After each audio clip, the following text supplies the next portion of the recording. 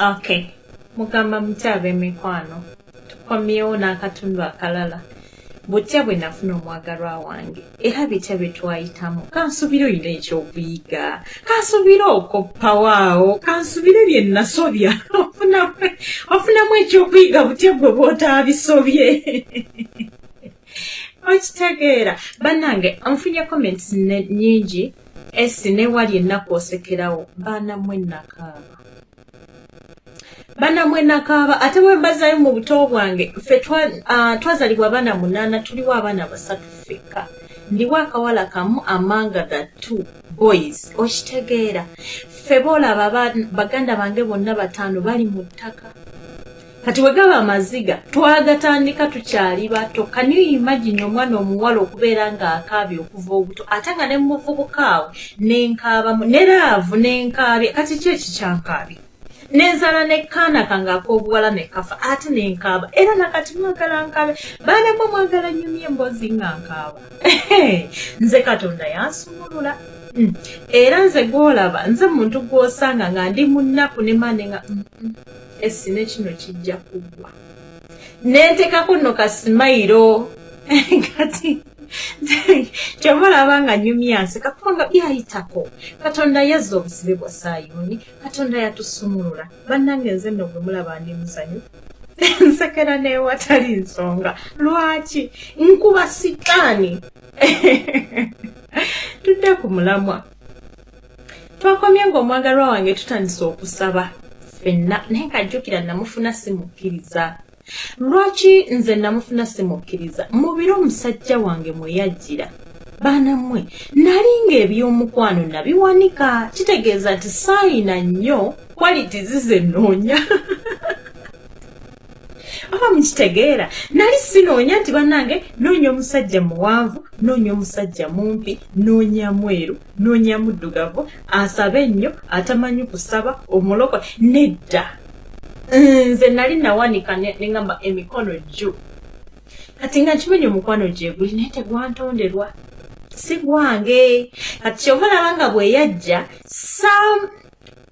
saatawaana nnyo mubuuza nti gundi okkiriza ddiini ki twatandikira mu friendship twatandikira mu kwemanya mu kweyogerako biki bye twayitamu kwega twazimba relationship yaffe era sijja kulimba nti iye oba nze tuyinayo eyali azzeeko awo n'ajjukira ani yagamba munne I love you first nedda kubanga nze sijjukira kimugamba ate naye agamba tajjukira kiŋŋamba for the first time twekanga tuli mulaavu twekanga twefaako twekanga twagala ebintu byebimu twekanga tutandise okwezimba kubanga nze njagala mbabuulire nti omwagalwa wange yampangisiza apartment n'agiguliramu ebintu byamu byonna naye nga tetuli mu relationship nga we are just friends try to know each other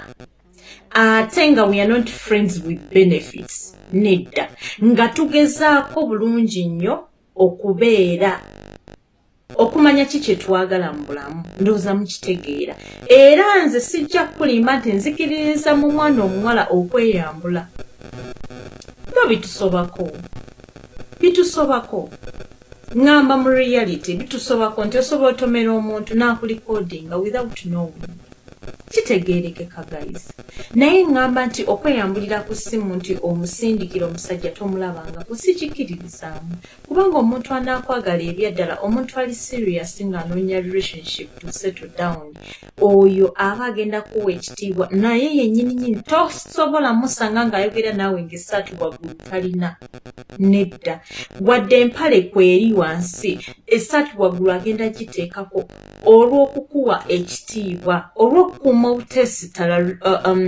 conversation yammwe kustopingiraawo oba muntegeera naye nga sinnagamba nti ensobi tezibaawo mu bulamu kuba nange nkoze ensobi nnyingi mu bulamu ze nejjusa ennyo ez'amaanyi ne ze ntuulawo ne ŋŋamba nti naye oba kino nakola kyaki kale kino singa saakikola okitegeera maze kkula naye nga kyentegeezaako mu byonna nti omwana omuwala bw'oba osanze omuntu ng'olaba yandibadde ng'afaayo naye ng'alina ky'aggamba ng'olaba kikontana mubuuze. Guys, nze twatandika n'omwagalwa wange namubuuza ffe Abafirika tulina kalica yaffe tulina bye tutakkiririzaamu mu nsonga y'omukwano nti tulina bye tutakola when it comes to bedroom side. Era nakimubuulizawo straight forward, are you number 2? Are you number 1 and 2? Nambuuza, what do you mean? Nemugamba, I want to know. Gundi, oli bisatu? Oba oli kimu? Oba oli kimu?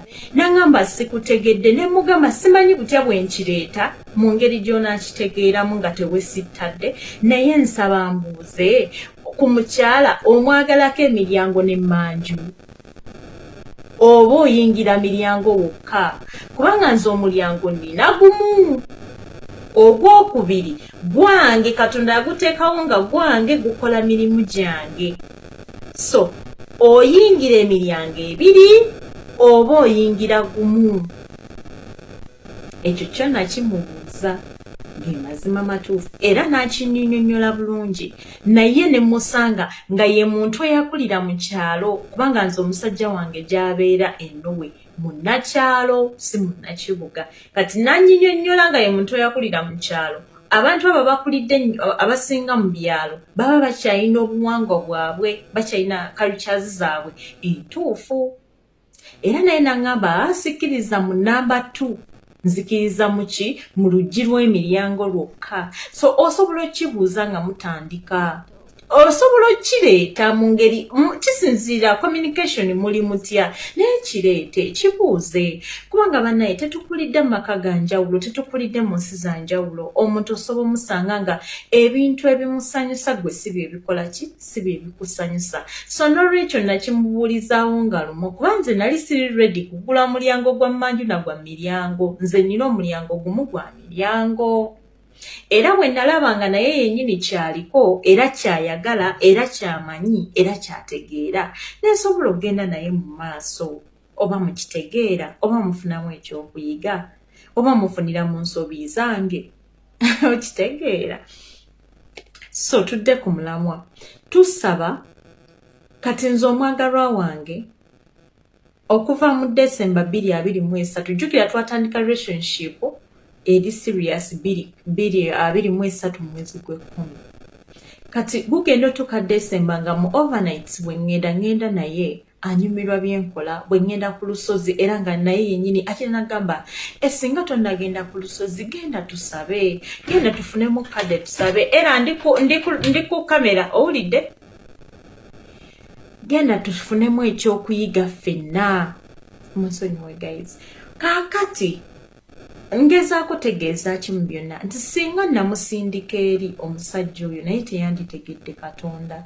Mubaamu abantu Katonda batuleetera mu bulamu nga ffe tugenda okuba emiryango gyabwe egy'okumanya Katonda, naye nga togenda ate kikera ku makya omugambe gundi woba toli mulokole nze togenda kunfuna. Oyinza ofiirwa omuntu gw'okola ki eyandibadde owuwo olw'okuba nti nno osindikiriza, ate sigamba nti olumufuna bw'oti mpasa. Nedda, soko muweeyo akadde amanye ki kyayagala mu bulamu, mumanye ki kye mwetaaga, mumanye Katonda y'omu gwe mulina, mufukamira musaba essala y'omu, mukkiriza mu nzikiriza y'emu, kubanga kinyuma nnyo okubeera n'omuntu wo nga singa ofunamu obuzibu mu bulamu mugenda gattanga n'emikono musabe.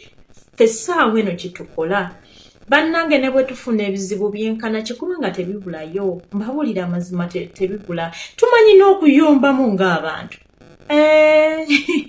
anyumiza mwako ne tunyiigamu, naye ne bwe tuba tunyiize twateekawo amateeka, teri kwebaka nga tetusabye ffenna. Ku video call jjukira tuli mu long distance relationship naye tusigala tusaba ffenna. Kati twateekawo amateeka nti wadde nkunyiziza wadde onyiziza bwe zituuka ssaawa 4 ez'ekiro tufukamire tusabe nti ye, era tufukamira ne tusaba ne bwe tuba banyiivu tutya. so kati tukituyambako okukuuma relationship yaffe ng'eri mu Katonda kubanga era we tumalira okusaba tubeera twateredde dda guys tusisinkane mu katundu akaddako mbabuulire yajja atya gye Uganda